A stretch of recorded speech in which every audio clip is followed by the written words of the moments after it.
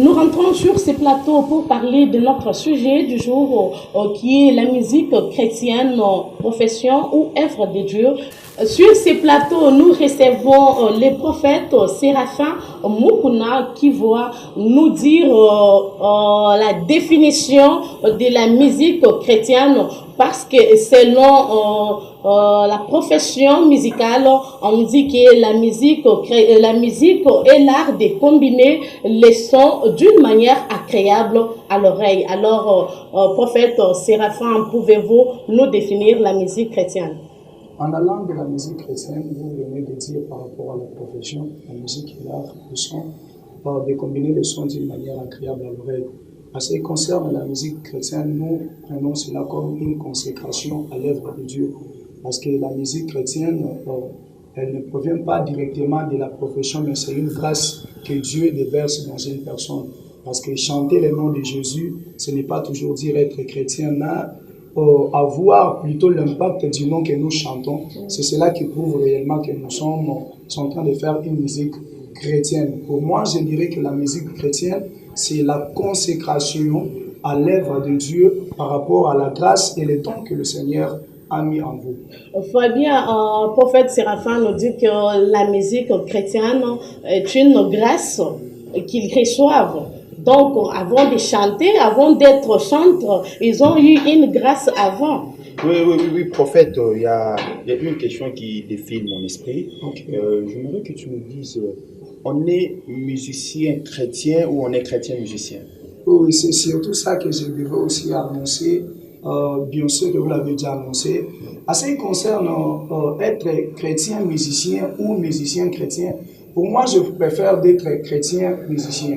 Parce que si tu es musicien chrétien, vous allez commencer premièrement parce que vous commencez par la profession et par après vous allez refléter la nature de Christ et après vous pouvez ou ne pas refléter cette nature. Mais lorsque vous êtes chrétien musicien, premièrement vous reflétez la nature de Christ et par après vous allez maintenant appliquer ce qui est la profession qui est aussi la musique. Donc il faut en premier d'abord être chrétien. Être chrétien, donc être baptisé. Être chrétien, recevoir le Saint-Esprit. Ouais. Parce que quand nous servons Dieu, on ne peut pas servir Dieu si nous sommes animés par d'autres esprits. Nous sommes en train de servir Dieu. Il faut que le Saint-Esprit de Dieu nous anime afin que nous puissions bien servir Dieu. Oui. Fabien, vous avez à dire, à compléter à ce que le prophète Séraphin vient de nous dire. Il nous dit qu'avant, il faut être chrétien. Donc, un chrétien, c'est la personne qui est baptisée, qui a reçu le Saint-Esprit. Oui, Noëlla, je vais tout droit entrer dans les vifs du sujet. Il y a aujourd'hui pas mal de gens qui se plaignent du comportement des chantres. Même vous voyez pas mal de scandales sur les réseaux sociaux. Nous vivons des choses extrêmement terribles qui défrayent la chronique aujourd'hui par rapport au comportement des chantres. La première des questions qui est un peu plus facile que j'aimerais vous poser, c'est que les questions que les gens se sont toujours posées. La première question paraît un peu banale, marrante, mais ils se sont toujours demandé pourquoi les chantres ne mettent pas les offrandes. Et vous allez me dire, si vous ne mettez pas aussi les offrandes, je ne sais pas où vous tenez toujours à l'église pour échapper à... Ils reçoivent, mais ils ne mettent pas. Ils reçoivent, mais ils ne mettent pas. Je ne sais pas où c'est tiède. Je me demande où ils se sont toujours tenus pour échapper à cette partie aussi important du culte. Excusez-moi, M. Fabien. Oui. En ce qui concerne cela, vous pouvez dire que certains chantres ne mettent pas les offrandes. Ah, donc, parce que personnellement, je sais que je participe au culte, je dois offrir à Dieu. Pas seulement moi, je connais aussi d'autres chantres. Lorsqu'il est là, il l'offre aussi à son Dieu parce qu'il connaît que non, je me présente au devant de Dieu. Comme la Bible dit qu'on ne peut pas se présenter au devant de Dieu tout en étant à main vide. On ne connaît pas aussi même ce que Dieu peut nous demander. En fait, Séraphin, vous savez quoi? À travers ce que Fabien a dit, il dit que vous ne mettez pas l'offrande. Et l'observation que j'ai toujours fait, quand vous chantez, vous sortez. Maintenant, comment vous allez mettre l'offrande? Et bien avant cela même, Noëlla, ils se sont toujours défendus que leur offrande, c'est déjà l'adoration et la louange qu'ils nous ont offert. Pour eux, ça suffit déjà. Est-ce qu'il est bien, ou soit c'est comme ça que c'est dit, qu'après avoir chanté, après avoir loué, bien que cela soit une adoration, un parfum de bonne odeur qui monte vers le trône de Dieu, que cela soit l'offrande suffisante pour tout un culte? Ce n'est pas ça l'offrande suffisante pour tout un culte. Pourquoi? La Bible nous dit que je vous supplie donc, frères, à offrir vos corps comme un sacrifice vivant, saint et agréable au devant de Dieu. Lorsque nous donnons notre adoration, nous donnons notre louange comme étant un sacrifice, comme étant une offrande au devant de Dieu, cela ne suffit pas.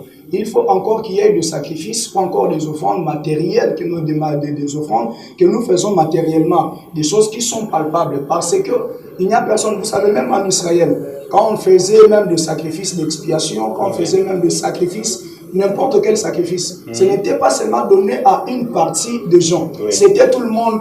Voire même le centre qui était dans le sacerdoce, il le faisait aussi.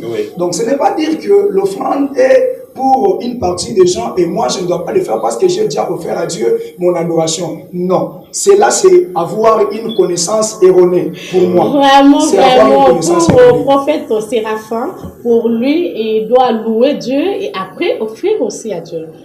Donc, à cette question-là, vous après avoir adoré Dieu, après avoir loué Dieu, il y a une chose.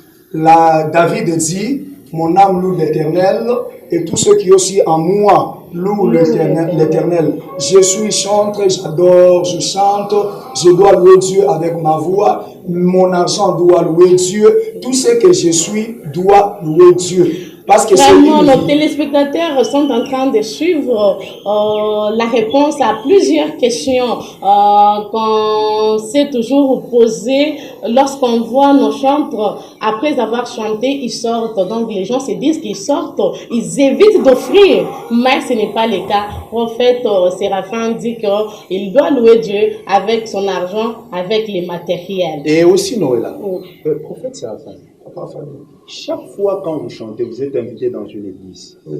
Quand vous chantez, et après avoir chanté directement, vous descendez, vous sortez. Souvent, vous partez où? Vraiment. Bon, personnellement, je ne l'ai jamais fait. Personnellement, vous l'avez Je ne l'ai jamais fait, mais c'est un comportement à éviter. Et ceux qui partent souvent où? Bon, ils n'ont pas besoin de la parole. Je vais dire quelque chose. La parole ne leur concerne pas. Vous savez, il y a une différence entre un chrétien musicien et un noulémane. Pourquoi? Parce qu'il y a d'autres gens, ils font la musique comme étant des noulémanes. Donc, il vient, il vous chante, s'il y a de l'argent ou pas, il sort, il va encore dans une autre église, il chante. Je l'ai constaté dernièrement avec un musicien qui est venu dans notre église. Il chantait tellement, très bien. Mais j'ai vu que après avoir chanté, chaque fois j'ai constaté cela. Il sortait et il partait. Et comme il chantait notre langue maternelle qui est beaucoup aussi appréciée dans notre église, les Chiluba, il y a tellement de gens qui lui donnaient de l'argent, qui lui mettaient des choses. C'était juste après descendre à la chair et puis il partait. Vous ne l'avez jamais rapproché pour lui demander? Je lui ai rapproché, je lui ai demandé, mais mon frère, pourquoi chaque fois?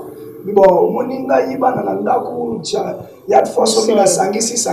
Pratiquement une profession. Donc c'est un marché pour lui. Donc ça devient un marché. Or que ce n'est pas ça. Vous pouvez servir Dieu, vous savez, un serviteur fidèle est reconnu dans le temps de la souffrance comme au temps encore de l'abondance. Quand tu sers Dieu étant comme musicien, Hosanna et le côté, tu n'as rien comme quelque chose à vivre. Mais le Seigneur va voir comment on a moulé na yoana. Va voir ta persévérance et ta fidélité. C'est le Seigneur lui-même qui prendra maintenant la charge de te payer de ce que tu es en train de lui offrir comme étant l'œuvre et le sacrifice que tu déploies pour lui. Vraiment. À travers ce que tu viens d'expliquer, donc tu es différent d'autres musiciens chrétiens vu leur comportement. Alors, qu'est-ce que la musique apporte tellement dans un culte? Vous savez, la musique, premièrement, je dirais que la musique apporte la présence de Dieu. Vous allez voir avec moi que dans la Bible, il y a quelque part, les rois avaient besoin de l'orientation de Dieu. Il a dit, faites appel à Élisée. Lorsqu'Élisée est venu, il a dit, mon roi, je n'ai rien reçu comme étant l'orientation de la part de Dieu. Il a dit vraiment, roi, je n'ai rien reçu, je n'ai rien vu, le Seigneur ne m'a rien parlé. Mais il a fait quelque chose de très important. Il a dit, appelez-moi les joueurs de la harpe. Lorsque le joueur de la harpe est arrivé, la Bible dit, pendant qu'il était en train de jouer à la harpe, Élisée s'est plongé dans le bain de l'inspiration. Donc la musique dans le culte amène la présence de Dieu. Amène les gens à se plonger dans le bain de la présence de Dieu. La musique amène la gloire. Vous allez voir avec moi que au ciel, la Bible dit au ciel, il n'y a pas un autre travail. Il n'y a que les anges, il y a les séraphins, il y a les chérubins, il y a tous les anges qui sont là au ciel, sont en train d'adorer, sont en train d'offrir une musique. Dans d'autres termes, parce que ce son-là qui sort au ciel, ce n'est pas un son désagréable. C'est un son qui est aussi agréable à l'oreille. Oui, prophète Séraphin, je n'en disconviens pas, mais ce n'est pas seulement la musique qui plonge les gens dans la présence de Dieu. J'ai toujours vu, même quand on est en train de prêcher, les gens qui lancent les cris de joie, les gens qui parlent même en langue, qui manifestent la présence de Dieu. C'est bien ça, mais la musique amène la présence de Dieu. Vous devez savoir quelque chose. Si vous n'êtes pas vraiment appelé, vous n'êtes pas vraiment dans le bain conduit par le Saint-Esprit, ta musique ne va pas mener dans la présence de Dieu. Ça sera comme des bruits qu'on est en train d'écouter, comme on a écouté Bandege Baso, le Lanatongo Tongo. Ça sera toujours un bruit. Mais lorsque tu es guidé par le Saint-Esprit de Dieu, et lorsque le Saint-Esprit de Dieu est en toi, tu peux chanter juste un refrain, parfois qui n'a pas plusieurs paroles, qui a parfois deux paroles, mais vous sentez que ces refrains sont en train de toucher le cœur de... Qu'est-ce qui a fait que David, comme étant un chanteur, lorsqu'il se présente devant de Saoul, il commence à chanter et il y avait les esprits mauvais qui étaient en train de sortir. Comme Fabien, il a toujours écouté la musique, il se plonge, il parle en langue, je vous dis, c'est pas ce qu'il a toujours ressenti. Oui, Noëlla, vous savez... comme le prophète l'a dit, la musique est très importante. Mais une question me traverse l'esprit, prophète. J'aimerais savoir, lorsqu'on est chrétien musicien, vous avez dit. Oui, chrétien musicien. Lorsqu'on est chrétien musicien, on doit attendre la révélation pour sortir un album ou on doit sortir un album à chaque fois que l'on veut. Ça, c'est une question très importante. Nous voyons aujourd'hui les chantres, les musiciens qui ont fait de la musique chrétienne une profession. Chaque année, il doit y avoir un album. Chaque mois, il doit y avoir un maxi single. Dites-nous un peu, on doit attendre une révélation. Et ceux qui produisent les albums chaque mois, chaque semaine, chaque année, reçoivent-ils toujours des révélations? Vous avez aussi, je crois, une deuxième phase de sortir votre album. Oui, j'aimerais d'abord répondre à la question. Alors, faire sortir un album chaque année ou encore un maxi single, tout comme des titres à chaque mois, cela ne veut pas dire que c'est toujours... la profession ou encore une carrière. Mais vous savez, depuis qu'on était très jeune, depuis qu'on nous a mis au monde, on a trouvé le sucre coca. Je pense que tout le monde le connaît. Tout le monde est au courant de cela. Oui. Mais vous allez voir qu'à chaque fois, on est en train de faire toujours la publicité de ces sucres-là. C'est une manière de dire, de rappeler toujours aux gens que cette entreprise-là fonctionne toujours. Donc cette entreprise-là n'est pas décédée, cette entreprise-là fonctionne toujours. Quand on fait sortir des albums chaque année, de maxi single chaque mois, cela ne veut pas dire que nous sommes en train de se faire de marché. C'est une manière juste de dire qu'au-delà de tout, malgré on peut avoir le temps ou ne pas avoir le temps, on peut avoir d'autres choses que nous sommes en train de faire, mais on est en train juste de dire aux gens que notre vie est consacrée à adorer Dieu. Donc je peux faire sortir un titre aujourd'hui comme demain parce que c'est avec ou sans révélation. Je dirais avec ou sans révélation. Pourquoi on ne peut pas employer cette phrase-là? Pourquoi? Parce que lorsqu'il y a déjà un nouveau titre, il y a déjà de nouvelles paroles. Cela ne provient pas de moi. Je suis branché au trône, c'est la révélation qui vient tout droit du trône. Ça ne provient pas de moi. Et c'est une révélation qui est déjà à moi. Donc je ne les cache pas. Quand Dieu me les donne, il ne me les donne pas pour moi-même. On nous a donné cela, c'est pour en partager aussi avec les autres, que les autres bénéficient aussi de cela. Donc quand je reçois ça, je dois directement l'annoncer parce que faire sortir un nouveau titre, c'est une révélation que vous avez reçue. C'est une révélation parce que ça vient tout droit du trône de Dieu. Ça vient tout droit du trône de Dieu. Par là, parle-nous d'abord du premier titre que vous avez sur les marchés. Oui, j'ai déjà un premier titre qui est intitulé Chance et Asuka. C'est une compilation de plusieurs louanges et adorations à Dieu. Et par après, j'ai dit ces titres comme étant Chance et Asuka, en voyant ce que Dieu a fait pour ma vie, en voyant ce que Dieu a fait dans ma famille et ce que je suis maintenant aujourd'hui, là où Dieu m'a tiré, j'ai compris que c'est le Seigneur qui est pour moi la dernière chance. À part Jésus, je n'ai une autre personne qui peut Mais m'aider. comment vous avez parvenu à avoir l'inspiration de ce titre-là, Chance Yasuka? Je suis parvenu, j'ai eu cette inspiration, comme je venais de le dire à tout à l'heure, c'est par rapport à ce que Dieu a fait pour moi.